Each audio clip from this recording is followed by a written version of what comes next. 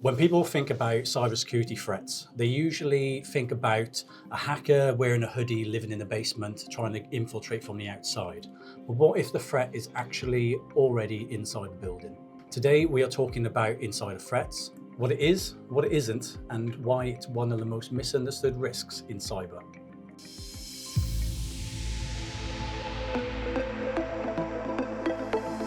Hello and welcome to the briefing room. I'm your host, Karl, and today I am joined by the man, the myth, the legend, Martin. Please introduce yourself. Yep, thanks, Karl. I'm Martin Nash. I head up CDS Defence Security's Cyber Assurance and Resilience Services, and I've been with the company about 6 years and have a career probably spanning out to 20 or 30 years in cyber and information security. Hopefully you will, well, you're more than qualified to help me understand what insider threats are. Or first of all, for main questions, I've heard it called insider risk and insider threats. Are they both correct, or is it? I thought it was insider threats, but I've heard insider risks a lot. Yeah, it's a good question. People are talking about it more and more in risk terms as it stands today. Some of that is a simple fact that insider threat conveys quite a hard, and it conjures up the image that somebody is always acting deliberately and maliciously to harm a business. And the reality of insider threat is it's not just those elements, and I'm sure we're going to get into that a bit more as we go along. The term insider risk has come in with a view to softening the term insider threat, but the relationship between the two really is that when we're talking about any sort of cybersecurity risk, we need to identify what the threats are, what the vulnerabilities are, what the impacts of the business are, so that we can get to the risk. So the relationship with insider threat leads to a risk. Okay, so for this episode, would you prefer me to refer to as insider threats or risks, or either or? Either or, Okay. either or, yeah. Awesome. Just insider will probably, it probably will, yeah. Okay. We're going to start with a slightly new section that I haven't done before, of basically saying what I think the subject is. So this time it's insider threat. Yeah. From my standpoint, you can tell me then basically where the knowledge gaps are, if I'm right or wrong, or hopefully by the end of the episode then I will have a bit better understanding. When I joined the company, we then had an insider threats capability. I automatically thought of a 90s spy film or anything that has Tom Cruise in it, where there's people someone walks past, manager walks past, and then the person's like trying to put a USB in, put a virus in, and then they walk out of the building, then an explosion or something takes the company down this whole hacks. Is that very far away from what it is? That's probably like Hollywood just in. Yeah. Is it always malicious and someone doing that, or is it sometimes accidental? Have you ever seen cases that it's like a Tom Cruise movie? I think a mixture of so that's some of the answer to the question about threat versus risk, I think, and it is that normally if you say insider threat, then people will think about more of the malicious circumstances that may occur. So if you look at what the insider threat definition is, it is about anybody that's got authorized access to buildings, IT systems, but the key terminology is authorized access to those systems. So some of what can happen on that basis is that those threats can act maliciously. That only occurs statistically, probably in about 20%, although the statistics aren't that reliable because nobody really reports on it enough. It's thought to be about the top 20% of those are malicious. But those are the most impactful because they are deliberately trying to do harm to a business, and that could be stealing information. It can be implanting a virus into the system to take all the information down so you can't get access to it anymore.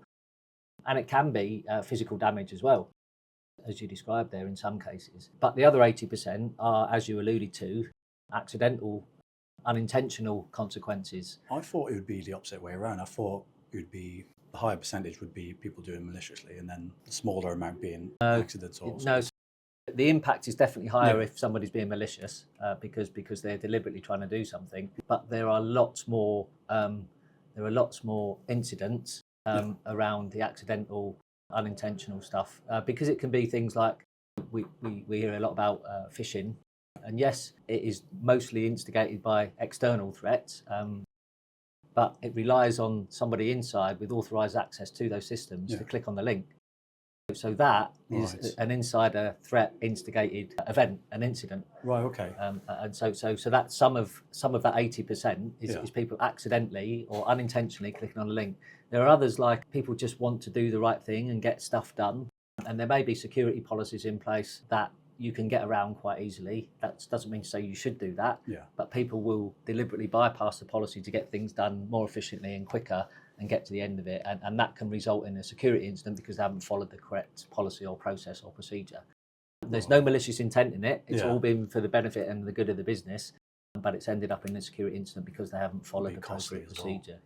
And it can be people, if you go to the physics, coming in and letting people come in the building behind them. So they'll flash their pass to get into the door of the system, and they'll let the person in behind them without checking who they are. That's not malicious. It's accidental, or they're just trying to be helpful. They let this person in. They must be a visitor to the building, and then it comes down to how do we change all that? We have to manage that as part of the risk as well. Right. Okay. The other dimension to it is on the non-malicious side or the accidental. It depends on the level of access you've got. So you and I, on a day-to-day basis, will only have what we call normal user access to our IT systems. Or even our facilities. We can't get into every room, either because there's a key in the way of it, or our badge won't let us get into another room. But if you look like the IT team and system administrators, they can get to the very heart of our information really, really quickly. So arguably, they are a bigger risk because of the access they have inherently as part of their authorized access. And there are ways and means that we need to look at how you mitigate those. So there are varying levels, even with the non-malicious. There are varying levels and different roles that constitute insider threat, and the impact may be more severe if they have more intricate authorized access. My last episode was with Georgie about security clearances. So I thought if there's like a defense company, you'd have a certain level of security clearance. So then in that kind of scenario, where you've gone through either DV or SC, I thought then being an insider threat would be more difficult because you've had to jump through a lot of hoops to get into there. But then it doesn't matter. That's for malicious ones, but accidental ones, then it doesn't matter what clearance you got, still could accidentally. So it comes down to really, we might be getting a little bit ahead of ourselves. So I still haven't asked you my first official question. So let's do it like that then, because I think we're going to get to what I was going to say anyway. And if we don't, I'll make sure that I insert it. Okay, right, so I'll ask you this one, then I'll pause. Okay, so the first question is, insider threat in 60 seconds. I'm in a lift, you got to try and convince me about either it's trying to sell insider threat training or the importance of insider threats within 60 seconds. Go. It comes back to what we were saying just now, really, is it's anybody with authorised access to a building, a facility, or to IT systems, or all of that. And it's the damage that they can do to that organisation, either accidentally or maliciously. And you need to think about it holistically like that. Often it's the forgotten about threat when we're talking about cybersecurity risk. So my next question is, what actually counts as an insider? You keep coming back to that, somebody with authorised access to, but it's easy to think about that in terms of employees that work for an organisation. But what about contractors that have authorised access, albeit it might be for a temporary period, but while they've got authorised access, they're insiders? What about your supply chain, who you're giving authorised access, or you're sharing your information with, or you're sharing your facilities, or you're sharing your assets with? You have to include those as insiders as well. So, I think it's better to start to think about categorising your insiders in those terms, and then, as we were discussing earlier, if you've got somebody with significant access, like a system administrator, typically they are the biggest risk to any organisation. And some of that is kind of like perpetuated by the idea. So we're not going to talk about external threats today, but they are relevant. And they're relevant because what they want to do is get inside authorised access to buildings, IT systems, whatever. So when a hacker comes into a system, what they will try and do is get an account for anybody, because it gives them authorised access to a level of authorised access to information. So they'll try to take over that account. And what they would then try to do is escalate their privileges, so they end up being a system admin. So they've got the keys to the kingdom at that point. So if an external attacker is trying to do that, then by default, the insider is already a level up the risk scale because they already have authorized access to the IT and those systems. So our system admins, while we can trust them by putting in place things like security clearances and by making sure we've got the right training and culture and awareness in the business, that will help significantly with the accidental, unintentional risk. But if they want to be malicious, they can be malicious at any time. So it's things like, can we detect what they've done and can we be ready to respond to it when it does go wrong and find out how it happened? Because it could have been an insider facilitating an attack, or it could be an external attack coming in and taking over accounts so that they have that authorized access. I think we'll sort of cover it a bit later, but one of the questions I think is how then, if someone like in IT or admin is so high up and has got all that access, how do you as a company sort of not be like a big brother where you're constantly watching everyone and just to make sure, you don't want to have that sort of culture where you are constantly just spying on all of your employees. I think we'll if you're going to come back to it, I can there is an answer to it. We can come back to it. Okay. Why is insider threat particularly important in defence and government environments? Simply because there's more high stakes in terms of the sensitivity of information and assets and facilities that you'll have access to. You'll know that in government and defence sectors we classify information, and so more culturally we're aware of the value of information because we classify it.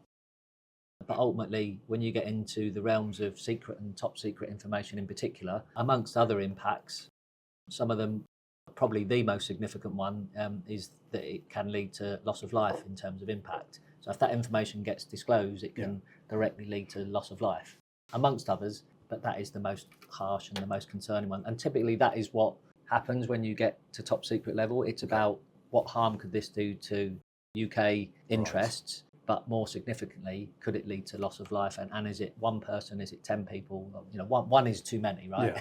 One is too many. But ultimately, when we get into the higher realms of sensitivity, it probably will mean tens of thousands of the risk of tens of thousands of people losing their life. So then, is insider threats then, are they just for government and sort of defence and that sort of sector, high security sector, or is it, you see other companies making the news for leaks or sort of being hacked?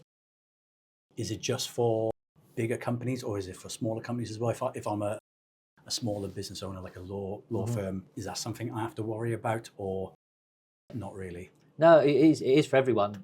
I think it's just more difficult to, the question about being in a lift in 60 seconds, how do you convince somebody? It'd be much easier, I would hope, to convince a government official than it would be a lawyer in a lift or the CEO of a company. The issues of insider threat and insider risk. So you have to change the conversation with those businesses. But the impact is equally felt, but for different reasons in all sectors. But even if we look at central government and defence, you've still got critical national infrastructure. What if somebody turned off the water supplies to whole regions of the UK and that's facilitated by an insider? To the financial sector, and then you start introducing things like fraud, so they're stealing money and they're enabling cyber criminality from the inside, which is the same as back in the day when they used to rob a bank, right? It was they would try and get in, and before IT systems, they would try and get in and get somebody behind the counter and hold them with a gun to say, open that for me, because that gives them authorized access to the vault. And it's the same kind of approach. But I would argue any business should think about it, but the intricacies of it. Not everybody and not many organisations have to worry about doing the detect part of it, but that is really interesting, and the monitoring and seeing what people are doing every day. Depends on the value of your information and the value of your assets. But as a minimum, everybody should be doing some form of personnel screening, and we know what that looks like in government with SC and DV clearance, for example.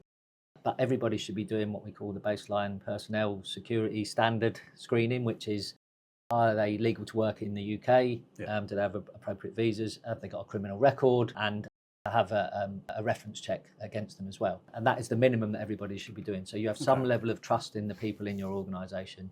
And then the other thing that you should be doing, all businesses, as a minimum, is making sure that the security culture and education is right. So, regular security awareness and training to make sure that they might recognise that somebody's doing something malicious. Yeah. And I'm sure we'll get on to the impact of what can happen when it does go wrong from a malicious perspective. But so people can recognise it, and then the mechanism to whistleblow if they do suspect that somebody is acting maliciously. Do you find there's probably loads of cases of insider risk and insider threat that happens and doesn't make the news? But when a bigger company that's more in the public spotlight is on the news and is an insider or sort of a hacker sort of made their way into the systems, do you find that when you go to shows, trade shows, and speak with officials, that's sort of more on their radar? Like, maybe we should look more into this when something actually goes wrong with somebody else. Yeah. Do you find it's just then like a reactionary thing of, or maybe we should look more into this rather than it being important before it happened to somebody else? It's the same generally. Whenever there's an incident of any sort, and if we zoom in on security incidents, because that's really what we're talking about today, then that's the best time to get anyone's attention. But I don't think that we necessarily major on the fact where something has happened, but ultimately, do we understand that if it wasn't for an insider inadvertently doing something, then that wouldn't have happened. Like I said, clicking on an email, letting somebody tailgate into a building because they've just been nice and polite. So I think I don't think that the incidents go back to that point necessarily in terms of lessons learned. And where that does happen like that, it's not about chastising that individual. You can get into the realms of, and I've been involved. So I used to work in a bank, and I used to run the phishing training, phishing and email campaigns in the bank, and that's really interesting when you see the results of it, because you can see, but you get habitual people, literally one or two people in hundreds, that will always click on the links. Typically, Karl, and I'm sorry to say, they normally work in sales and marketing, if I'm honest, because those are the people that just want to help, right? Yeah. There's an inquiry here, we want to get back to that, or they're asking us to do this, and so but that's what we took in terms of risk. We talk about insider risk. There are some roles that are higher risk than others for different reasons. The habitual failures of phishing training, and so I think if you fail it once or twice, certainly the first time, it should be made a little bit light of with the individual, and just say, because it happens to all of us. I've done it. I've fallen foul of it, and other people have as well, and it's embarrassing. But it can and will happen to all of us. But there's a little bit of adjustment. It happened. Just take a bit more care. But where people keep doing it over and over again, at some point that needs to be handed over to HR. It's got to be a disciplinary case, because they are a risk, an increase in risk to your organisation if they keep on habitually doing bad security stuff. It's bad for your security culture. If that knowledge sort of in someone's at a party, or someone jokingly says, "Oh, this guy keeps on failing these," they don't know who they're talking to, but that person could be like, "Oh, well, that might be my way in," and then they could be the target. Exactly, yeah, and it's people like that provide the weakness and increase the risk. The relationship between threat and risk we talked about at the start. But they increase the likelihood of something happening. And the security culture stuff that you're doing clearly isn't working with that person. They just keep doing it over and over again. I had one when I was working in the bank. A lady actually replied to because you can measure that. She actually replied to the email, and when I went to speak to her, she said, "Well, I just wanted to let them know that that I thought they were a bunch of scumbags and that they shouldn't be trying to get into." And I'm going, "But why? Just don't engage with them at all. It doesn't make any sense." But that's the way some people think. But if you can adjust their behaviour, then that's what it's all about, and that's what improves your security culture. I think, whenever anything comes through now, I'm just a little bit judgmental. So if I see anything, I'm like, and you do run the risk of, at some point, it won't be it won't be a spam, or it won't be a threat, and then you just like thinking somebody who's genuine is actually and there is that balance. The business needs to operate. T teams should be able to verify if it's legit or not. Those processes should be in place for more mature organisations to send it to IT and say, "Can you have a look? Can you make sure that this is a legit email or not?" And they should and do that. They're really good here. I know, because I've done it myself. I'm glad to say that I've never clicked on any of the spam ones. I've always sent them to IT, but some of them are better than others. Some of them are a little bit too noticeable. And there is a screw that you can turn on those systems to do that, to make them more and more difficult. So you expect the level of I don't like really necessarily call them failures, but let's call them that anyway, to increase. But then you're looking at it depends on if a lot of the easy ones are from opportunistic type attackers to help insiders enable what they're doing, just to keep it in the context of insider rather than go down the route of saying external. But if you're targeted as an organisation, then they will get really clever with those phishing emails, and anybody in the organisation could be tempted into falling a bit. It only takes one, right, to click on a link. But you should have other security controls in place to help protect you against those, but it doesn't always work. We're better now than we were at dealing with people clicking on links, but it only takes one, is what we always say. Yeah. Take, for example, company A and B. How would an insider risk sort of unfold? I know we can't name companies in your past that you've worked with or name people, but how would an insider risk actually look like? What would it? Are we starting to look at the malicious side of it now? Do you think? Yeah. I think it's probably a good time to do that with that question, because I think we've hammered the accidental stuff. But if someone wanted to act malicious, how might that look? So there are a number of things that might trigger a malicious incident or a malicious insider incident. I guess the first one is subversion by one of the external attackers. That could be cyber criminality, and they get offered money to give them access or to come in with a USB stick, or to let them into a building, or plug something into a network port within an organisation. So if you can get physical access, and that's an interesting one, if you can plug something into a building, it's great having Wi-Fi. I've got the route. Mission Impossible for you too. Yeah, exactly. Yeah, exactly. So if you can plug physically into a network port, normally a lot of organisations are Wi-Fi now, so they can be subverted. Or it can be, if you're working in the government defence sectors, it can be foreign intelligence services that are doing that. Maybe they've got a hold over you or your family about something, or they're blackmailing you, and then that can lead to them having a lever to get you to do something that you wouldn't otherwise do. But you are behaving maliciously at that point, because you're doing it not accidentally or not inadvertently, you're doing it on purpose. So that's one route. Another route is, I guess, which could happen more widely, is disgruntlement. So a disgruntled employee. And so let's go outside of government and defence and back to the legal profession. Somebody's worked there for 5 years. They didn't get the salary increase they wanted or promised, or something happens within that organisation that leads them to be not happy with it. So how can they do it? It's that they could daub the outside of the building with paint, and I'm sure we've seen that sort of thing. Yeah. But one of the things they could do is come in and use their authorised access to do something bad on the IT systems. And as we discussed before, if you're a system admin, you can do a lot more with your authorised access, and you can. But if they're a bit technically minded, they can probably use hacking techniques and hacking tools to escalate their privilege to be able to do something with the information. But at the very least, they can do things like steal information, delete volumes of information. If the backups aren't right in the organisation, they've lost all that information. They can steal customer lists, they can steal sensitive data and take it out and give it to the press to embarrass that organisation. So there's lots that they could do, and that is disgruntlement. And typically, it's why. So if we're talking about insider risk, statistically increases within the last 30 days of employment from somebody. So if somebody puts their notice in and they're on 30-day notice, if you were really worried or you were having a monitoring program in place, normally you would turn the microscope on that person and just say, okay, they're in the last 30 days. Right. What are they doing on the way out? And it could be, again, not necessarily malicious, but if they work in, sorry to come back to sales, if they work in sales, they might want to take the whole of their customer list with them, so that when they go into their next job, they have a running start, which isn't, well, it could have a huge impact on the company financially, but the legitimacy of that. So it's why you tend to get people sent on gardening leave. I was just about to ask, is that when, if a company's sort of, instead of putting the microscope on them, if they're really that worried, is that then why, if you hand it in, they might go next day, right, you're on gardening leave, just leave your desk. So some businesses make the decision to send people on gardening leave. And it does happen a lot, again, with sales teams, because they don't really want them to continue to have access to. However, so you might know that they are going now, but they might have checked out 3 months ago. So there is still a period, and people are clever, right? So the likelihood is they would have already have done everything they wanted to do, because they know they're going to be put on gardening leave.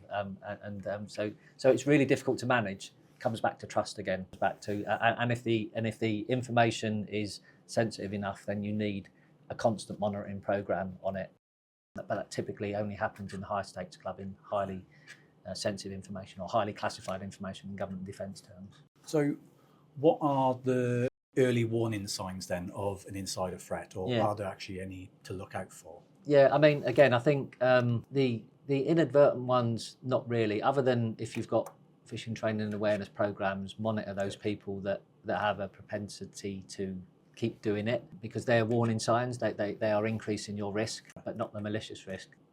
Is there a way of the malicious ones then? Is there anything you can do and put in place to sort of catch them early on for malicious ones? Yeah, but if we're talking about detecting and monitoring what they're doing on the systems, but also what time of the day they're in the office. So if their normal working hours are 9 to 5 and you start to monitor door access logs and they started coming at 8 o'clock at night for 4 days running and they've never done that before, that's suspicious. Correct. It could be perfectly legitimate. They could have an answer to it and just say, I've been working flexible hours and I need to come into the office to do that. Yeah. But it should still be a flag to be investigated, because typically that's what happens.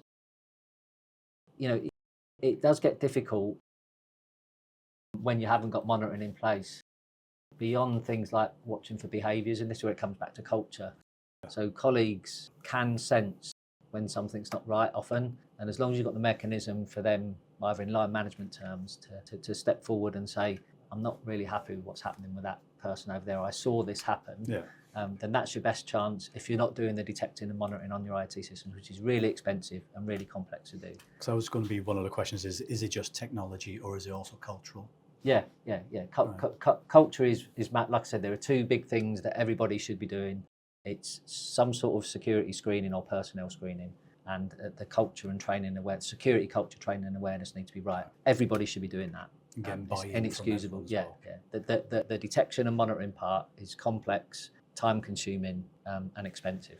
I imagine the getting everyone on the same page and actually getting buy-in from everyone to go, right, I'm going to be on top of this so I don't accidentally click on a link. But at the same time, you don't want to sort of scaremonger at people and say, if you do this, we'll lose X amount of money, we'll have to lay off people, or you get fired or something, or legal action if it's like more malicious. But you don't want to scare people, go, oh my God, I need to literally read every little detail of an email. Is it spam, is it not? I imagine that's a bit, is it difficult to sort of, is there an easy way to not scare someone to try and educate them?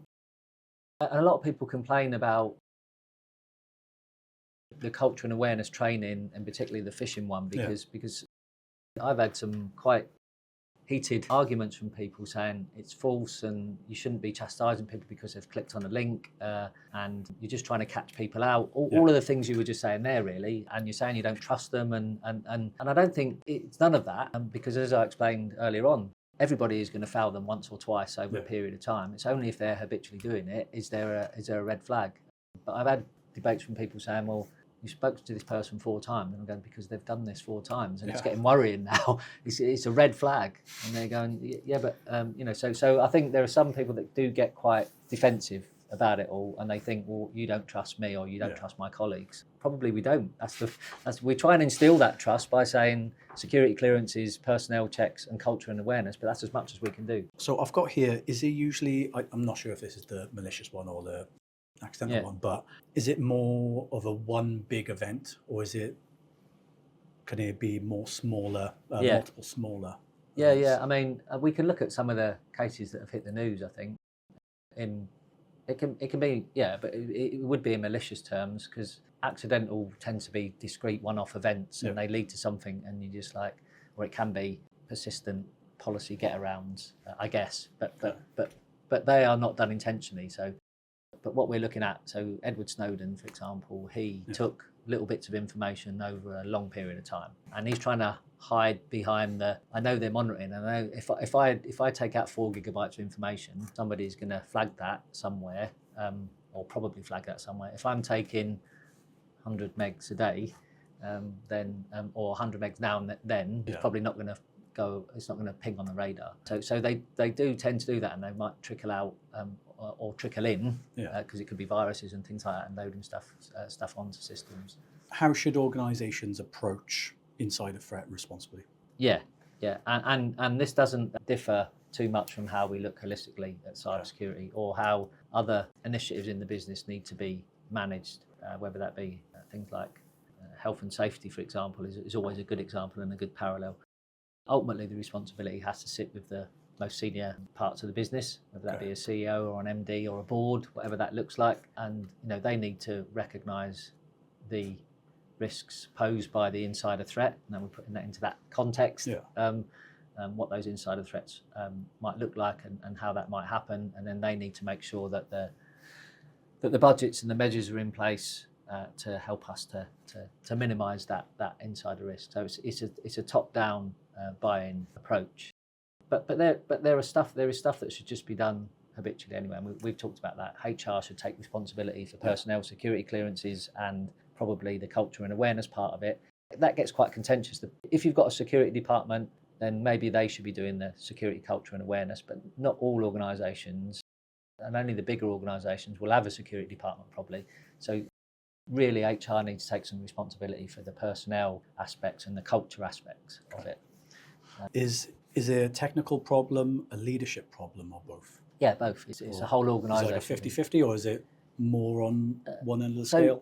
So everybody defaults, because we've talked about it's not just about technology necessarily, but technology enables access to that information. And technology gives us the opportunity for lots of controls that we can put in place to help to mitigate insider risk. But the responsibility for understanding and managing insider risk lives outside of technology. They're there to help. It's not a technology problem.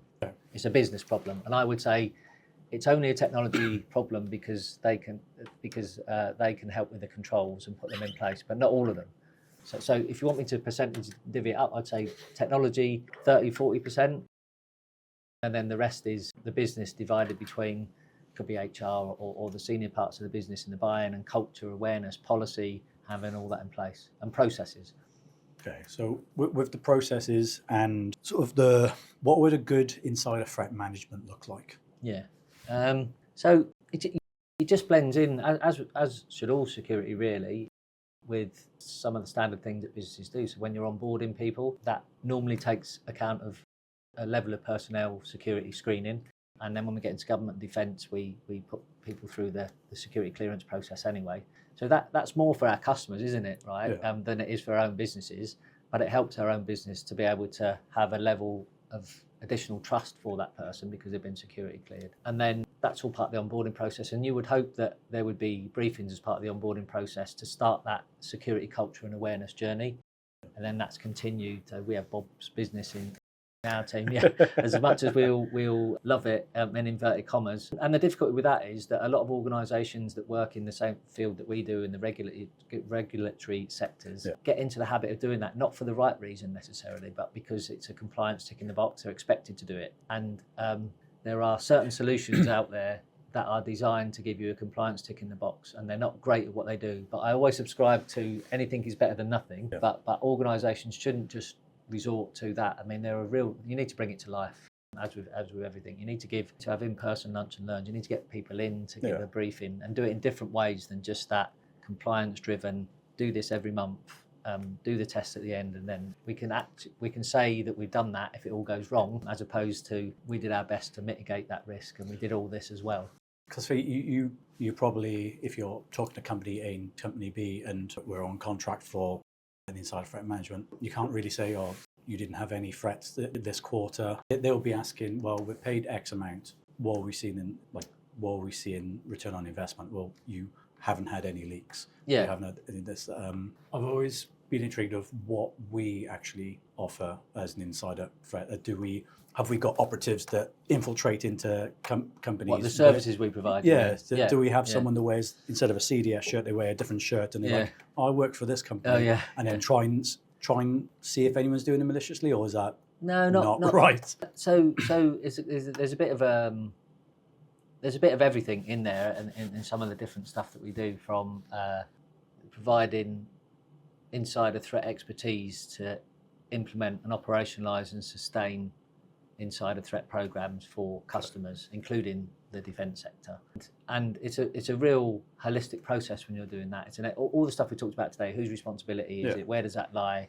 And in those circumstances, they do want to get to the detect and monitoring side of it, so enabling that from a technology and a team perspective. So we also provide analysts that do some of that detecting and monitoring stuff on some of the technology systems that we help to deliver from a program perspective, not within CDSDS, but within customer environments. Within customer environments. But then we provide pen testing services. So it might surprise you, it might surprise people listening to know that what they test, really, a chunk of it at least, is the insider threat, how they're doing against insider risk. Ethical hacking isn't always about sitting in a room in a discrete building somewhere else and you're given access via the internet. That can be one mechanism to do it, and that's the most common mechanism to do it. But you can also engage with our services where we'll try and tailgate into organisations and get in there and plug in one of our nefarious but ethical laptops into a network plug in a building, and then do our worst because we've got authorised access to that building. And if you can plug in a hacker tool loaded laptop into their network, you're in the network, you've plugged into it, you're not trying to get to it through the internet and through firewalls and things like that, you're in. Or you can get in and look around and see if somebody's written their password and stuck it on a post-it note underneath the keyboard, which still happens, or is in a drawer next to their things. So it's that sort of service you can have. It's not so prevalent now, but it still happens where you can also go and to a car park of a company and drop a few USB sticks around, and people will pick them up, and they're loaded USB sticks. And if they try and plug them into their company laptop, then it will call back and say somebody's just found this on the street, plugged it into their work laptop, and that could be a virus, right, if it was a malicious target. So while our pen testing services are about helping to mitigate the risk from external threats, there are also parts of those services that are about how well are you doing from an insider risk perspective. That sounds really cool. Yeah. I'm just going to be eagle-eyed on anyone that comes into the office now to see, like, are they the ones that sort of do that? But that's probably why then it was, not that I'm unhappy that you're on this episode, but I've asked a couple of the insider threat guys if they wanted to come on. They were like, no. So I imagine that's the reason why they don't want to be on here. It's not. Probably the environments they're working in and the customers they've got. Right now. At one point, I thought I'd have to sort of either blur out their face and then give them like a really deep voice and like, which makes it even more suspicious if we start doing that. No, I think generically, no one would be surprised that knows what we know, what they know about the services that we offer. That any of this is the case. We've been talking very generically about it today. I just think, if you don't notify people that everything they're doing on the company IT is being monitored, and you shouldn't have the expectation of privacy when you're using company IT, which is what companies should be doing, then I guess there could be a legal challenge to say you can't use any of that on me, and you never said I couldn't do this. You never told me I couldn't do it, and it's not anywhere where written down. So that would mean that from a legal perspective, the case might collapse quite quickly. So that's where it comes back to. It's important to have the policies in place. But I imagine if you're in a certain sector that has a lot of private information, the sort of like delicate information, you probably, with onboarding or at some point, you would have mentioned anything you do on their account. So when we log on to our, probably they just got used to not seeing it anymore, but there is a pop-up that comes on every time, and you say okay, and that declaration is that you accept that all of your actions will be monitored, and that you don't have a right to privacy on corporate IT systems. It's one of those things that you forget is there, and you just click through it, but it is there. There used to be a stage where, in legal standing terms, the only way that would stand up is if it's a wet signature, so signing PSYOPs with a wet signature. But it's become more acceptable now for an electronic form of acknowledgement to be perfectly acceptable from a evidence submission point of view. As a cyber professional, do you like watching action movies, spy thrillers with Tom Cruise in there, or do you think it's all over the top and it's not accurate at all and you can't watch them? Can't bring yourself No, to I do. Everything's a bit of theatrics, especially in those action movies. And there are some, I guess, that are more accurate than others. You know, those big movie theatrical things, there is always an element of truth in there somewhere, I think. Okay. But I actually prefer it when they're a bit more realistic and nearer the truth. So you get into normally the TV series when you're talking about that, and some of those that go into those, how you do it. It's just more realistic in terms of how things might happen rather than theatrical in how they tend to happen in those films. But do you think it's all publicity is good publicity? I guess is what I'm saying. I mean, I'm sort of thinking back to like 90s films where sort of computers were still new as Matrix, sort of like hacking in, you got the zeros and ones everywhere. Yeah.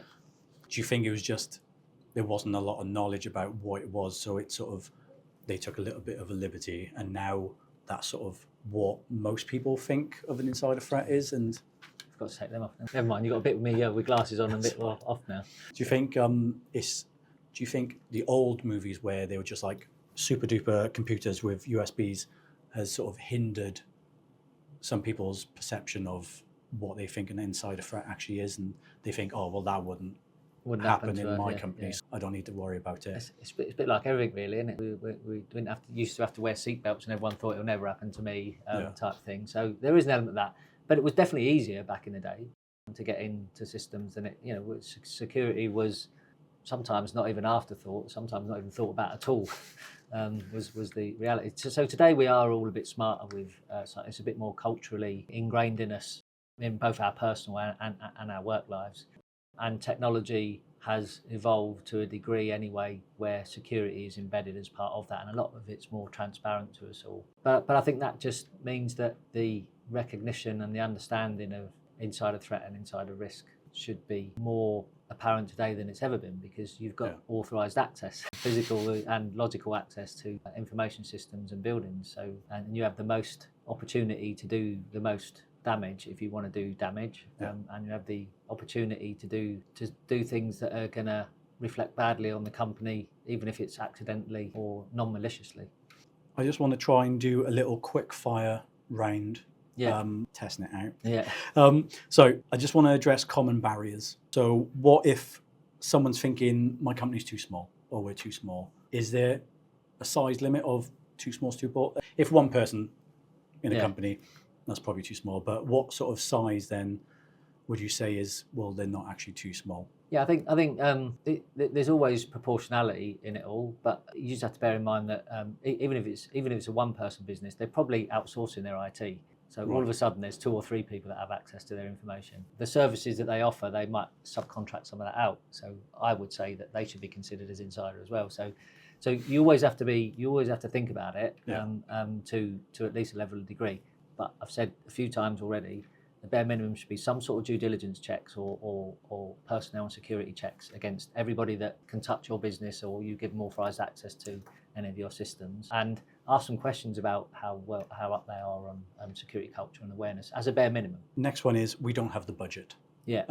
I have no idea what you charge for insider threats. I imagine it's not one blanket everything. There's one cost that includes everything. It's probably you can have bite-sized pieces. Or do you say if someone says can't afford it, I don't have budget? I don't know what they can't afford, do you? It's, I would say probably you can't afford something to go wrong. I would say if you do something like you might not think it's related to insider threat, but something like Cybersecurity is a good move, because as I've described, some of the external threats will be trying to get hold of your legitimate accounts. So if you can stop them doing that, then that does reflect on insider. And just have levels of don't give everybody in your company access to everything.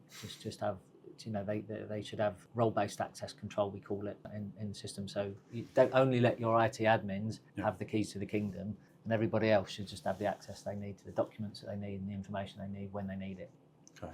It will damage trust. It will damage trust. Yeah, so doing an insider threat management, it'll damage trust, or trying to look and see what people are doing, it'll damage trust. Yeah. So it's all proportionate again. And I agree that when you get to detecting and monitoring, it does. But you wouldn't typically do that unless it was highly sensitive or highly classified systems. Okay. And then I would hope that everybody would have the expectation that they would and should be monitored on those systems. Otherwise, it's a simple case of you've signed up to this policy that says you have that your right to privacy is waived, and or all of your actions will be monitored on this system, even if you're not doing it. And I have 2 last questions. One of them is, what do you see as the future of insider threats and risks? Is it more, I don't think we've touched on insider threats trying to stop insider threats, and more of to expect at least some cyber risk to happen. You've been in cyber for many years, and you've probably seen it change. What do you think the future looks like for? I think it's already evolved to the extent that we've described, that just because it's not just about a person necessarily, it's about the accounts that we give to individuals. So they are the attractive thing, and they can be vulnerable to external attacks as well as internal. But what hasn't changed, but I think what we're starting to understand better, is that there is no bigger impact in cybersecurity incident terms than one enabled by an insider who wants to do bad. That's true. It is true. There is no bigger impact. If somebody wants to do something bad and they've got the accesses that they need to do that, or they can find a way to get those accesses, they can do whatever they like. Last one, a slightly happy one after that. Still on the future, because you will be leaving CDS DS in near future. What does the future hold for Martin Nash? Well, got anything planned? Any holidays or any sort of? Genuinely, my intention is to retire. And I'm getting asked a lot what I'm going to do when I retire. If I'm honest, I don't really have the headspace to give it too much thought, but my plan is to spend the first couple of months thinking about what I'm going to do in retirement. But there's lots of things. I've always liked travelling, and I've taken up a bit of yacht sailing in the last couple of years. So I want to do more of that and get into more of that. I like the idea of volunteering and giving back. I think my knowledge and experience will have a shelf life, I think, after I leave, maybe a year or two. But I'm happy to engage in conversations or help smaller businesses that are trying to get into this. If they buy me lunch, maybe, for any advice or guidance or pitfalls, just stuff to keep my time occupied, really. Because it's difficult to think about it, because everything else is going on around you in work. And if I wake up in the night, it's still work stuff that will keep me awake. So I'm looking forward to the idea that that won't wake me up anymore, or what will replace it, and it might just be what am I going to do tomorrow, and actually I'm bored or something. I'm a bit nervous about all of that, but I will find ways, and it's like my intention is to retire, but I'll never say never. If I need to go back to work because of boredom, then I will. But I don't think I'm going to need to go back to work financially, otherwise I won't be retiring. And there's a difference then, because if you're carrying on working because you're enjoying it and it's filling your time and it's that. But I just want to see what's on the other side first. There's health reasons as well, but that's another consideration. Thank you for saying yes to coming on here. And if you liked what you've seen and you want to see more, we've mentioned Cyber Essentials. That will be a future episode. If you haven't checked it out already, go to our last episode was around security clearances, so you can get up to scratch on those. And remember to like, subscribe, hit the bell notification button on YouTube, follow us on Spotify, share to all your friends, send it to 5 friends for good luck, and we'll see you next time. Bye-bye. Thank you. Bye.